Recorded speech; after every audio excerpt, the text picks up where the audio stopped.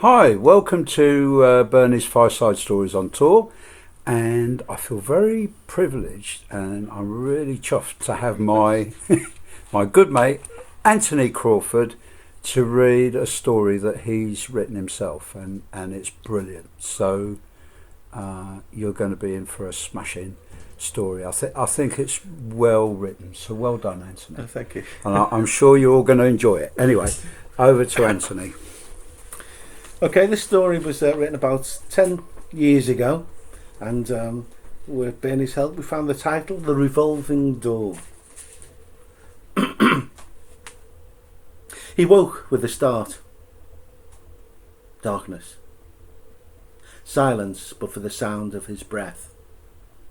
His eyes adjusted slowly as he scanned the room. Nothing in it was familiar.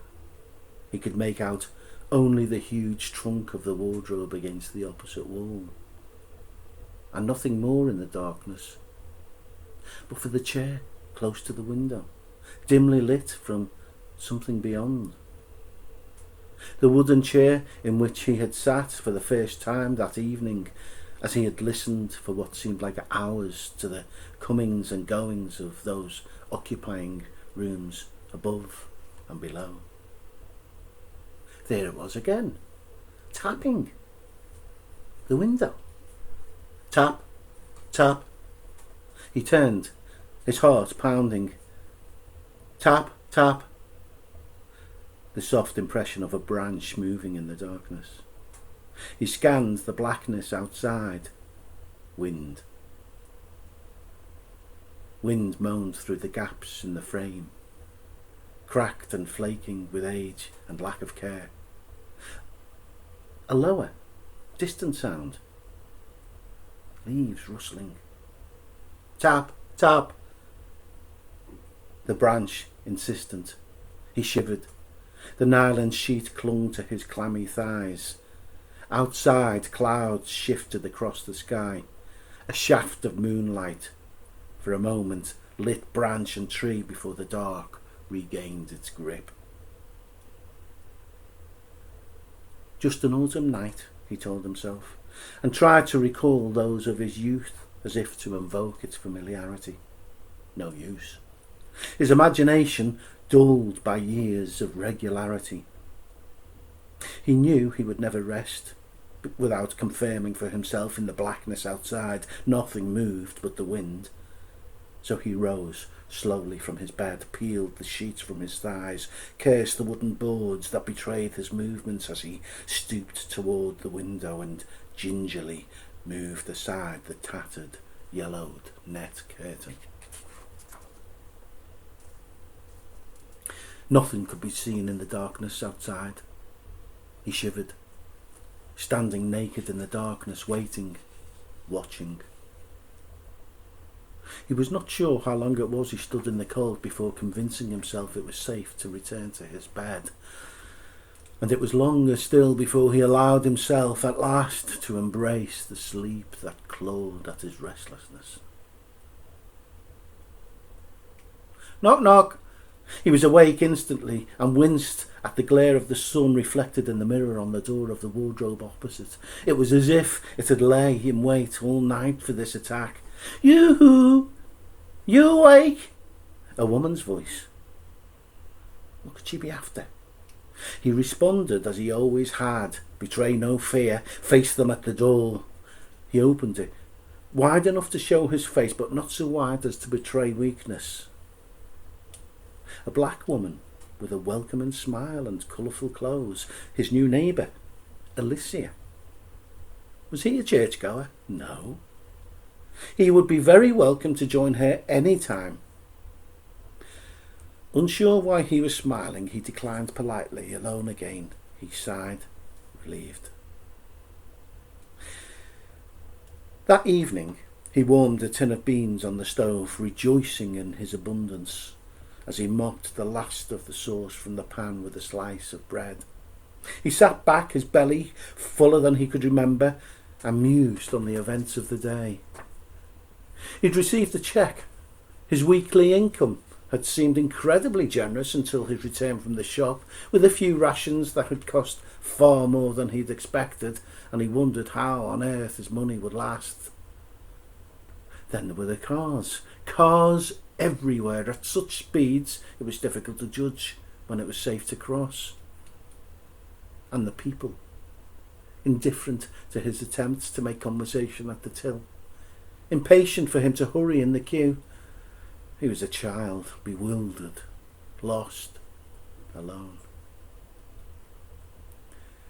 He knew he must face his insecurities, must make himself known to the other residents occupying the 8 dilapidated bedstead sitting rooms that comprised what was once clearly a wealthy and powerful household, built on the bones and sinews of slaves, on the mouth of a river, the lifeblood of the city in which he mused with a sense of irony. He now found himself ensconced. Although slavers long since had passed away, he fancied that in the stillness of this grey, oversized, chilly room, some resonance of the spirit of the age had embedded itself in the fabric of these ageing, cracked, plastered walls. And beyond, there would always be those quick to exploit signs of weakness, keen to prey on the unwary.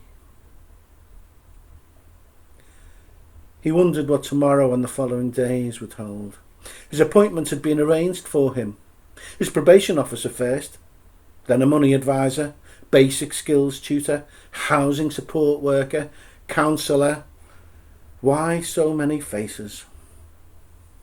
He hoped one at least might help him find work, hoped one might speak to him as if he had independent thoughts, hopes, aspirations, rather than as they usually did, as someone to whom things are said, done, imposed.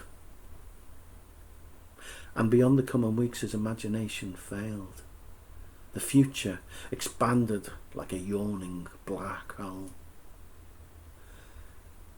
For a second he wished himself back where the rules were clear, the routine predictable, the threats discernible, and the remedies understood. The past was concrete. The warmth of his cell, the comfort of familiar things, his cup, spoon, shaving mirror, items acquired over years from those who wished him well and shook his hand, fear and compassion in their eyes. The thought passed. After so many years, at last he was free from a sentence that had belonged to someone else. A sentence he should never have served. Nobody, nothing would ever take that from him. To survive, to stay free, he must act as he had learned to do in the last 12 years. Refute the past, face his fears, seek alliances, strengthen himself to face whatever trials may come. As darkness fell, the house took on a new complexion. People coming and going, shouts in the streets, the voices in rooms above, below, hurried footfalls on the stairs, an argument over money outside his door.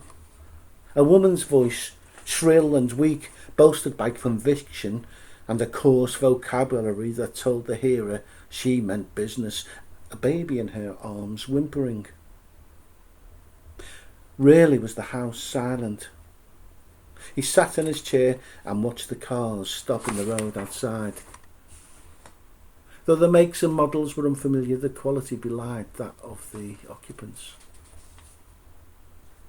Upstairs, a deep, powerful voice screamed obscenities. Then a woman's voice, fearful but defiant. The man's voice came again. Doors slammed. A baby's cry. The commotion continued, at times lower, repeated thuds. A woman whimpering, heard between the pauses of the baby's cry. Then at last, footfalls on the stairs. In the silence that followed, the faces of the inmates he had left behind came to him, accusing his cowardice, and in the darkness he could not answer the charge. He was tried and condemned. But then there were others here, other residents in positions of safety relative to his own. Why would no one else lend a hand to a woman in distress? Had he attempted to help, what might result for him? He'd convinced the parole board he was no risk to others, no threat to good order. Any hint of involvement in anything untoward, and he would be returned without question. He had his own life to protect. A life that for 12 years had been buried, now miraculously resurrected. Not even the life of a stranger's child was worth risking that. He felt the pit of his stomach tighten. Somewhere he knew he could not again ignore such cries. He considered the promises he had received prior to release and hoped his housing officer would find him something, some accommodation more suited to his needs.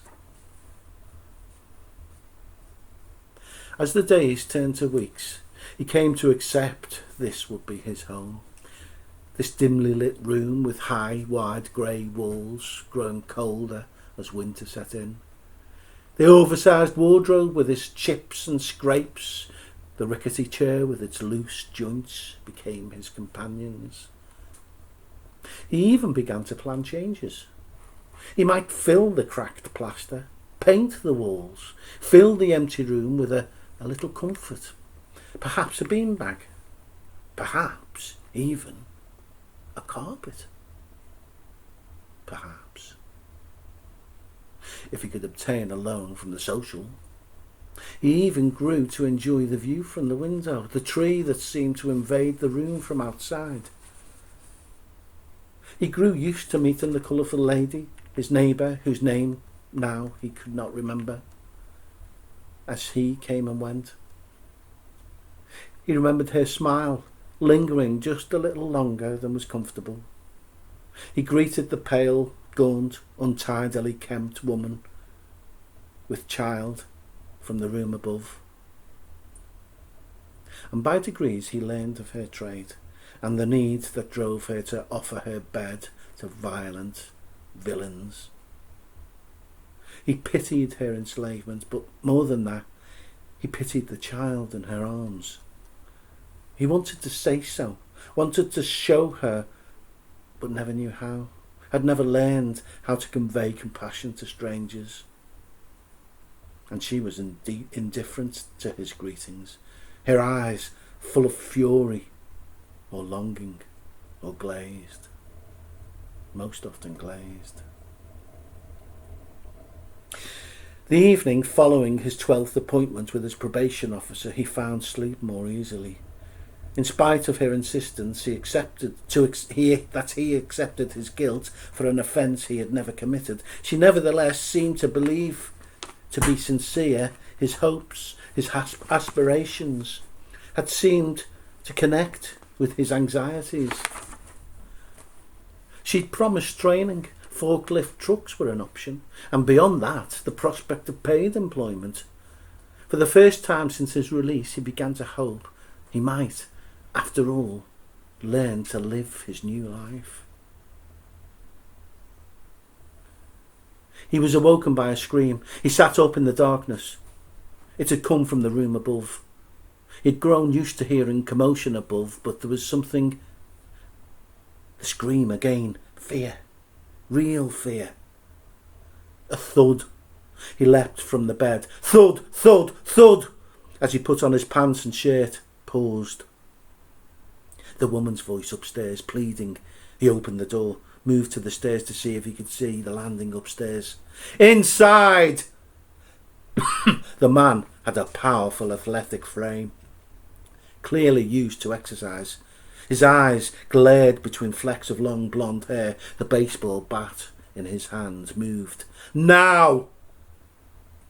Still, he struggled to take in the scene. His eyes shifted from the hateful face of the man to the bloodied, despairing vision of the pale woman on her knees. The man responded to his indecision.